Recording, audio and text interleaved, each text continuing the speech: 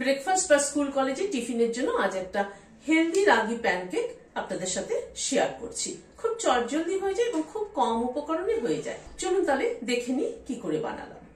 এখানে রাগি ফ্লাওয়ার নিয়েছি 100 গ্রাম, সুজি নিলাম 50 গ্রাম, আর আটা নিলাম 50 গ্রাম। হাফ চামচ নুন দিলাম। নুনটাকে মিশিয়ে নিচ্ছি, জল দিয়ে ব্যাটার তৈরি করে নিচ্ছি।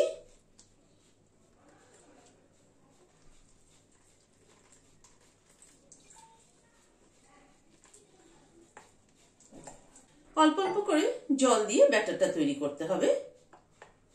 ভালো করে মিশিয়ে নিলাম। এবার ঢেকে রেখে দিচ্ছি মিনিট 15-এর জন্য। সুজি আছে, সুজিটা কিন্তু জলটা টেনে নেবে। তারপরে যদি মনে হয় আর একটু জল অ্যাড করতে হবে তখন আবার অ্যাড করে কনসিস্টেন্সিটা ঠিক করে নেব।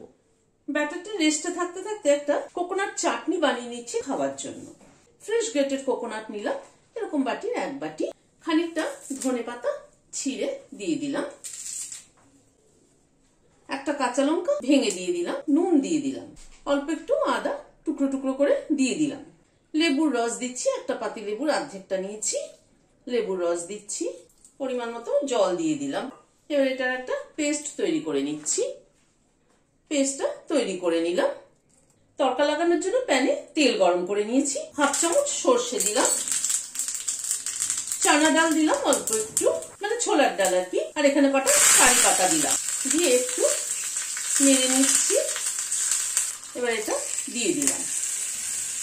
তৈরি হয়ে গেল কোকোনাট চাটনি। এটাকে মিশিয়ে দিচ্ছি একবার। এবার ব্যাটারটা দেখে নিচ্ছি। সুজিটা কিন্তু সোক করে নেওয়াতে ব্যাটারটা ঘন হয়ে গেছে, একটু জল মেশাতে হবে।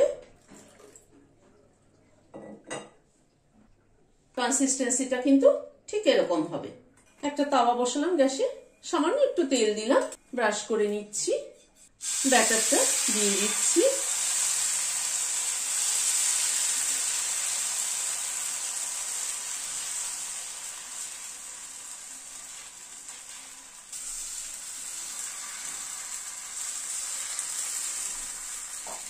ওপরে একটু পেঁয়াজ ছড়িয়ে দিচ্ছি, একটু ধনেপাতা ছড়িয়ে দিলাম। পেঁয়াজ আর ধনেপাতাটাকে একটু চেপে চেপে দিচ্ছি। চারপাশ দিয়ে একটু তেল দিয়ে দিচ্ছি।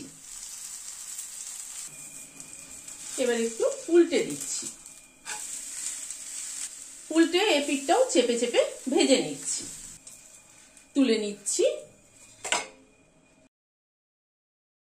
ভিডিওটা যদি ভালো লেগে থাকে তাহলে একটা লাইক এবং সাবস্ক্রাইব করার অনুরোধ রইল।